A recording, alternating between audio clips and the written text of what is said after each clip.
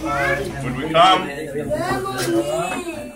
the Hilulah of Rav Shimon Bar Yochai, and we celebrate in the middle of the Omer, a time that usually is viewed as a morning time. It's time of Avelut.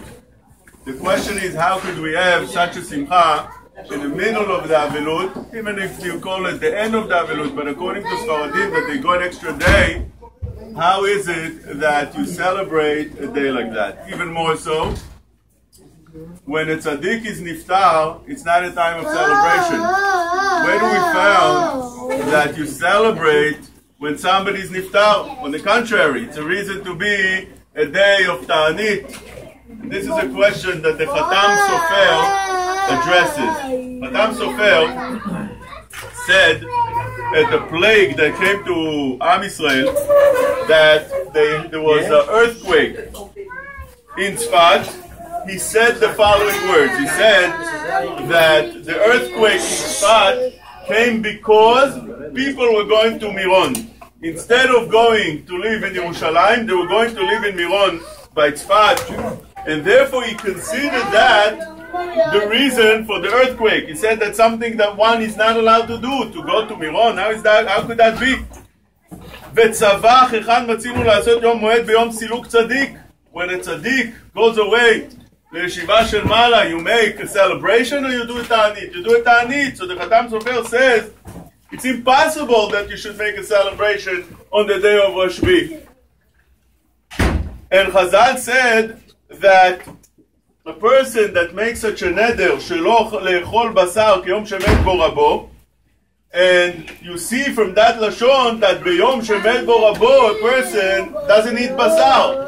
Not that you celebrate and you eat meat like people do, and you light candles and you make all kind of bonfires. So how is it possible that we celebrate such a day? He even says that he wanted to go to Eretz Yisrael to make a aliyah to Eretz Yisrael, but the Khatam Sofer said that he changed his mind because he saw that people go up to Miron. And since he didn't want to go up to Miron because he felt it's not proper, but if he stays home, it's not going to look good. The people are going to say, Khatam Sofer doesn't go with us. So therefore, he changed his mind and he stayed in Galut and didn't go to Eretz Yisrael. Imagine, he's not the only one. The Shoel Umeshiv of Nathan Zon also says such a thing.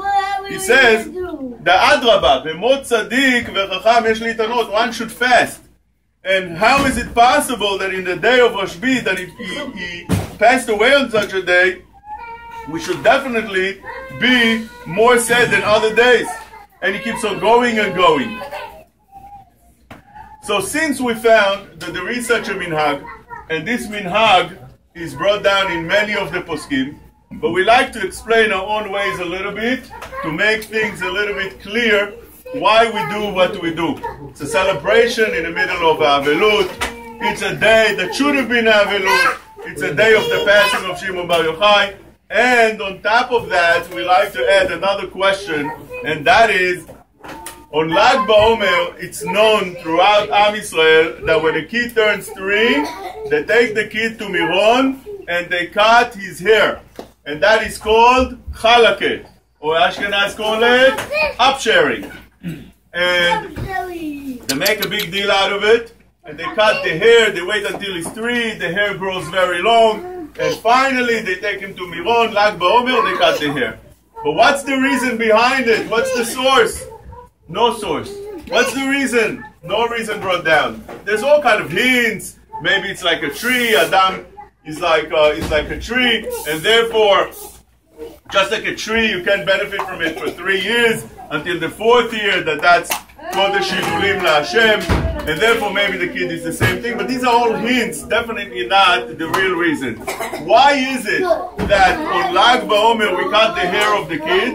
The only reason is because we found the Arizal did so. The Arizal took his son at the age of 3 and cut the hair at Miron. And therefore we follow his ways. But we follow his way without understanding anything. Why is it?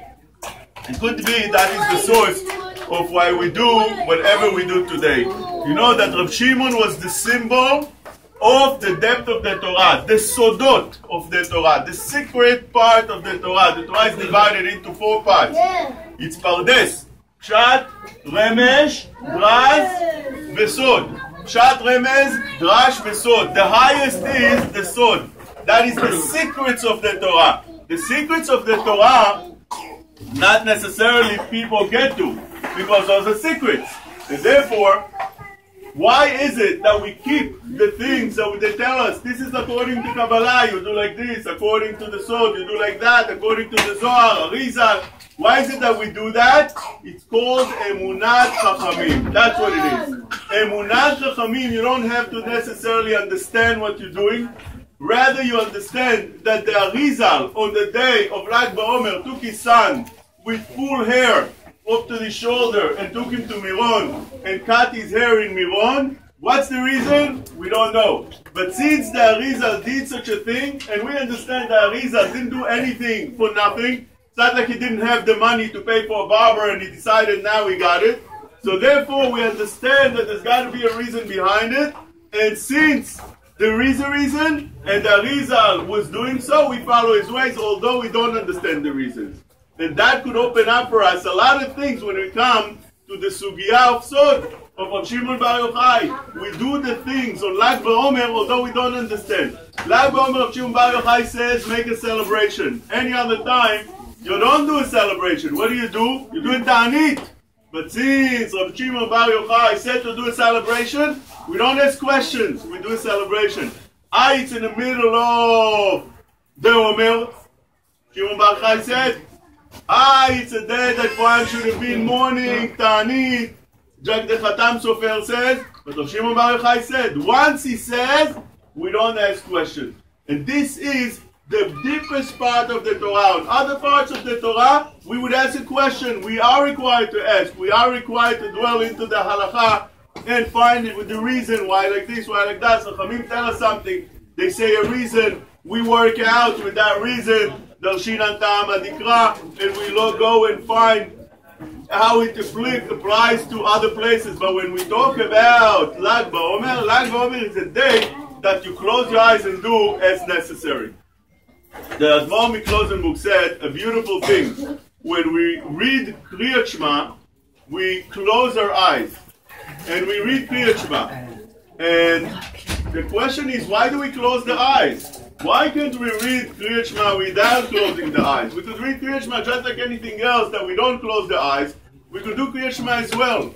And he said a beautiful pshat. He said that when you read Kriyat Shema, you close your eyes and you tell, and you symbol in that, and you show that I don't know anything. When you open your eyes, you'll realize things around you. When you close your eyes, you are not there. I don't know anything. I don't understand anything. I don't know what the future holds. I don't know what the past was. I don't know what the present is. I just know Shema Israel, Hashem Elokeinu, Hashem Echad. I know that Hashem is in control. Hashem b'shamayim u'ba'aretz, arba rekiim, and so on and so forth. Arba ruchot hashamayim, shiva rekiim, so on and so forth. That's the only thing I know when I read Kriyat Shema. I don't go into understanding more than that. That's why I close my eyes and to show that I'm not there to understand. If Hashem commanded that I should live in this world with the emunah, I go with that emunah peshuta. I don't need to understand more than that. Wherever Hashem allowed me to go and dwell into the halakha and into understanding, I do that. And this is what Lag BaOmer is all about. Lag BaOmer is contradictions within contradictions. But since we have the emunah, we understand that that's what we do. That's what we were told. That's how we follow. We saw the Arizal doing something, we follow that. We don't need to understand more than that. So therefore today is that day that person should be mechazek himself in the emunah peshuta. Emunah peshuta, that's the sod of Lag BaOmer, that's the sod of the sod. Chazak u'baruch, and enjoy the rest of the Lag BaOmer.